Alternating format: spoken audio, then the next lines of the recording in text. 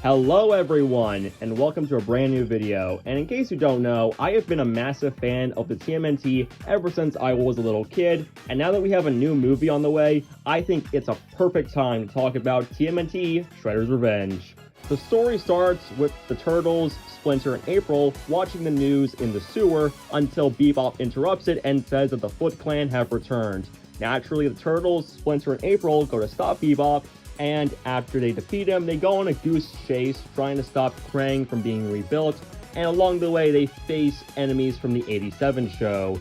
At a certain point, they go to Dimension X, face Shredder and Krang, and then head back to New York City, only to realize they've taken over the city and have to defeat the Statue of Liberty that's been taken over by Krang, and then face Super Shredder.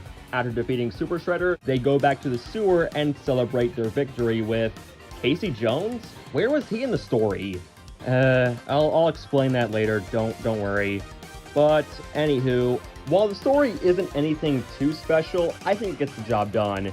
Now let's move on to the presentation. As per the graphics, this game looks fantastic. I know I am biased because I'm a sucker for 2D sprite animation in video games, but I'm sorry, when it does the job done so perfectly like in this game, it gets the job done perfectly. All the characters from the 87 cartoon look perfect in this style. Everything about this game just pops. Even the opening cinematic, which is a remake of the intro from the cartoon, is fantastic. And it also makes me believe that Nickelodeon is making a remake of the 87 cartoon. Don't hold me on that, but still. As for the soundtrack, it's fantastic. The soundtrack was done by T. Lopes, who you might know did the soundtrack for Sonic Mania, and also composed the music for Someone Call Me Johnny's intro. And it does show in the levels, as all these stages have great themes to them, with my personal favorite being the theme for Wingnut stage. Now, as for the gameplay, this is a game where you can play as 7 characters, but only have 6 players at a time. Now, for this game, I did 2 playthroughs. One where I did Gnarly mode with my brother, and on a second playthrough, I did it on OK mode. Now, when it comes to playing as the characters, I think they're all really fun. Going down the list of Turtles, Leonardo uses his katanas to deal out fast but powerful hits on enemies.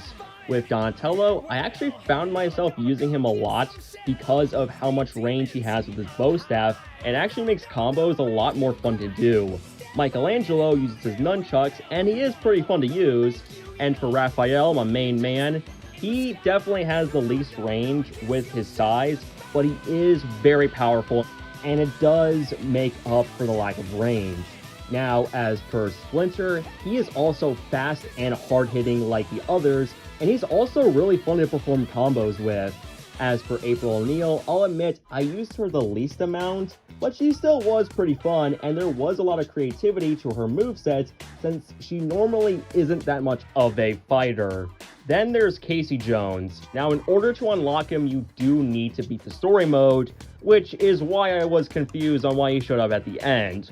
But even so, Casey is a lot of fun as he deals out hard-hitting combos, and using weapons from his arsenal like a golf club, baseball bat, is so much fun, and you can tell they had a lot of fun making these characters really fun to play as. Now, they do each have similar things, like for example, they all have a super move, and they also level up and either get an upgrade to their moveset or more health, which can help you out.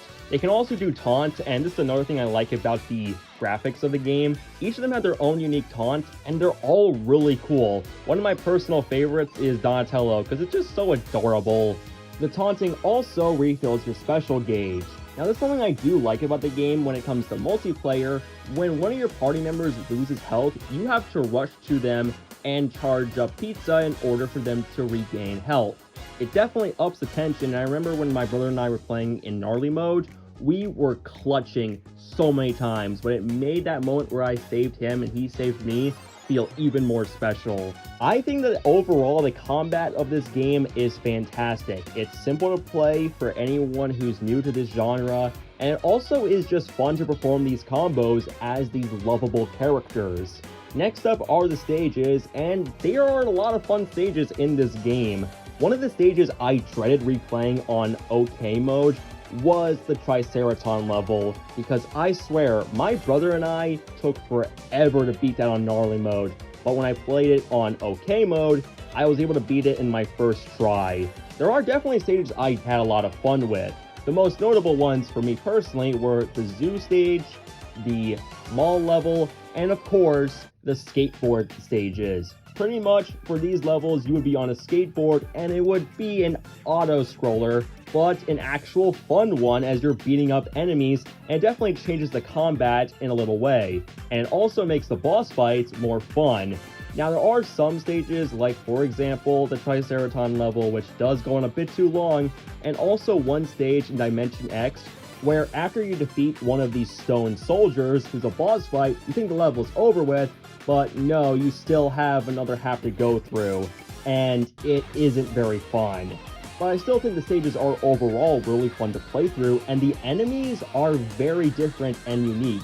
All the foot soldiers have their own differences when it comes to combat, so that way it keeps it fresh and unique. And there are also some other enemies that are a lot of fun, like the pizza monsters in Dimension X, the rock soldiers, the Triceratons. All the enemies are fun to fight against in this game. Now, as for the bosses, you can tell that the creators had a lot of fun with making the bosses, as each of them stands out in their own unique way. Now, yeah, there are some bosses that do feel really similar, like when you face Bebop and Rocksteady as a tag team, even though earlier on in the game, you fought Ground Chuck and Dirtbag as a tag team.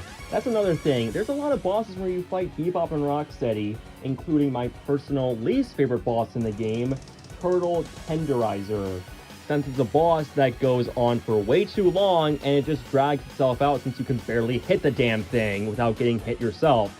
Doesn't help that it's in my personal least favorite stage of the game, which I know I said earlier I do enjoy the skateboard levels, but this is the only one I disliked because it just went on forever and the enemies just got annoying. But anywho, there are a lot of bosses that are still really fun to face, like I mentioned earlier, Ground Chuck and Dirtbag, Rat King, Tempester, which also has a nod to Tokan Razar, Leatherhead, Metalhead, Chrome Dome, Statue of Tyranny, and the final boss against the Super Shredder. All these bosses kept me on my toes throughout it, and I had a blast facing them. Now, some of the other bosses like Wingnut, Captain Zorax, Baxter Stockman, and Slash are also pretty fun bosses, but I'll be honest, Slash, despite being a late game boss, is probably the easiest boss in the entire game. Seriously, when my brother and I faced him on Gnarly mode, we didn't have much issue facing him, but even so, he is still a pretty fun boss fight. So yeah, that's Shredder's Revenge, and overall, it's a really fun game. While yes, like I mentioned earlier, it is a very simple game, simple can also be really fun, and I feel like this game delivers on that fun factor. And I feel like the game is more so best enjoyed when it's multiplayer than single player. So with that being said, guys, I hope you enjoyed this review and see you all next time. Bye.